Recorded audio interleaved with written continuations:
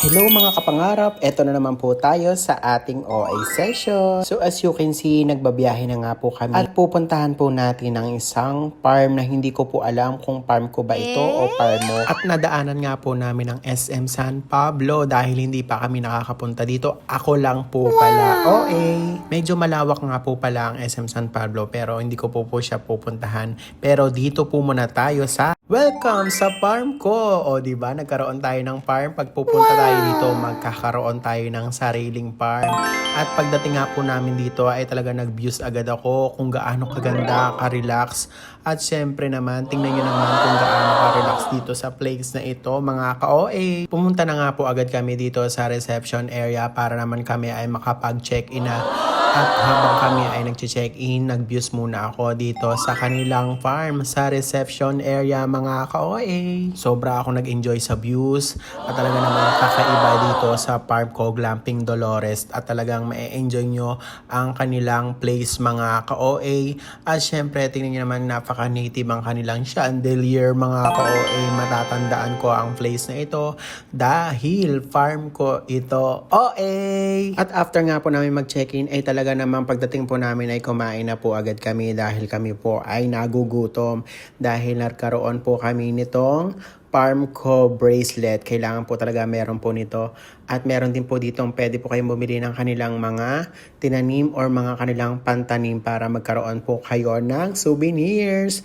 At pagkatapos po nga pong kumain ay hindi naman po ako masyado nagbusog, ay tiningnan ko po ang lahat ng kanilang mga pwedeng makita dito sa farm ko, mga ka-OA. At after ko nga pong kumain ay nagpunta na po kami sa aming room. Tingnan nyo naman kung gaano kaganda ang ambience ng kanilang room at talaga namang hindi po kayo magsisisi. At after nga po naman nang mailagay ang aming mga gamit sa aming room, ay nagpunta agad kami dito sa Camp 101 at dito natin matatagpuan ang aking mga lahi. OA, medyo malayo nga po ang aming pupuntahan sa room namin at syempre naman, kailangan po natin ilayo yun kasi medyo may mga hayop, may mga katulad ko, OA. At dito po kami dumaan para malapit-lapit po. At syempre kasama namin ang mga bata. At syempre hindi ko po alam kung bakit hindi pa sila natutuwa sa akin. Eh nandito naman ako, isang OA. At ito pa ang isang OA. At syempre, nandito na nga po ang aming nakikitang mga hayop. Meron pong baboy, meron pong mga bibi or something na meron pong kailangan pong ingatan at hindi po siya pwedeng galaw-galawin dahil ito po ay inaalagaan tulad ko. Walang nag-aalaga. OA! At makikita nyo rin po dito ang kambing na kamukha ng kapitbahay ko. OA! Kung sino po sila, bahala na po kayo. OA! At nag-e-enjoy muna po ang bata dito sa farm ko at nandito po ang isang rabbit at tuwan-tuwa naman ang aming kasamang bata. Talaga naman na si Mikay ay enjoy na enjoy, pati po ang aming kasamahang mga parents at hindi lang po parents ang mag-enjoy, pati na rin po ang mga kids, mga ka-OA. At after nga po namin sa mga kambing at baboy, nandito po ang aming tour guide. Magagawa po foods pa. Pwede po yung face pa. Parang mas kailangan ko ang face pa view. At eto na nga po, pumasok na nga po kami dito sa pinakamalaking aquarium pero walang tubig sa loob. Maliliit lamang po ang kanilang aquarium at dito po makikita ang iba't ibang isda na makikita nyo rin po naman sa dagat. OA!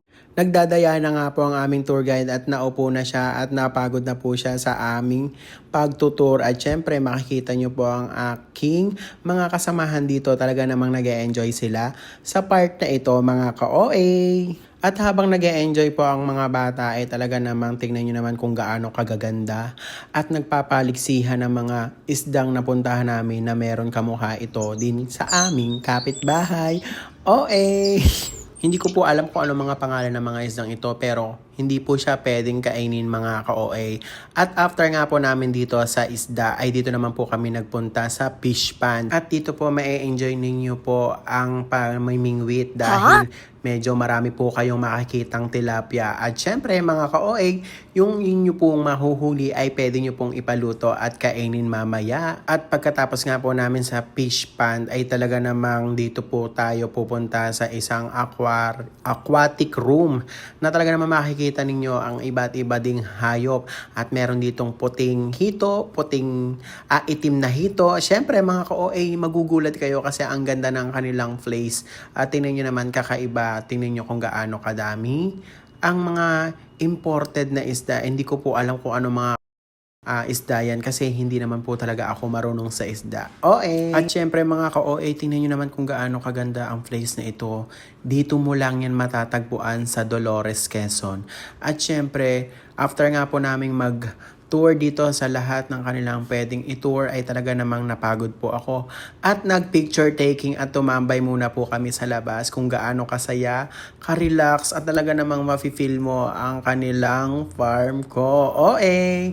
At nag-picture taking na nga po kami for the views. After nga po namin mag-relax ay naglaro naman po kami dito sa pinakamalaking balloon. At syempre, kung gaano kasaya, tingnan nyo naman, talagang mag-e-enjoy lahat kayo ng inyong barkada, family, at any time na pwede kayong pumunta dito ay pwede po silang mag-walk-in. Pwede rin, mas okay po ang naka-schedule para hindi po kayo maubusan ng magagandang room mga ka-OA. Tingnan nyo naman kung gaano kaganda pag tayo ay nasa loob na ng balloon. Talaga namang marerelax at magsasaya ang mga kids. At after nga po namin doon sa aming balloon, ay talaga namang hindi po maiiwasang maglaro ang mga bata-bataan. OA! Meron ditong duyan talaga na mag-e-enjoy lahat, pati bata, matanda. OA! Tingnan nyo naman kung gaano kasaya si Kuya Piw. At syempre, nandito rin po si Concy and also Ate Maylene. At syempre, talaga naman mag-e-enjoy ang mga bata, lalo na ang bata-bataan. OA!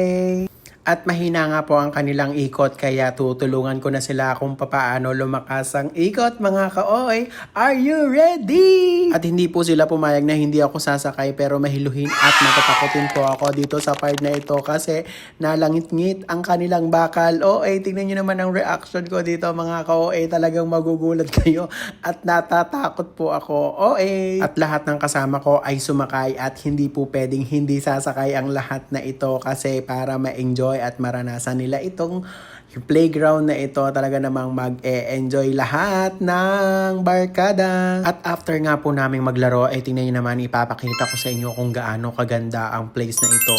At nagpapahinga po ang mga kasamaan ko sa loob at aircon po ang lahat ng itong nakikita nyong bilog-bilog na mga room. At syempre, dyan po ako tutulog mamayang gabi mga ka-OA. At meron po kaming mga activities mamayang gabi at movies marathon kami. Movies marathon, OA. At eto na nga ang pinakamagandang napanood namin sa isang pagiging magkaibigan. At makahanap lang kayo ng totoong kaibigan ay napakaswerte nyo na mga ka-OA. At syempre, hindi nyo makakalimutan pag kayo ay nagkaroon ng totoong kaibigan mga ka-OA. Tingnan nyo naman kung gaano kaganda ang buwan na ito. At syempre, matutulog na ako mga ka-OA. At next time po, at tomorrow po pala ang ating day 2 mga ka-OA. Bye-bye!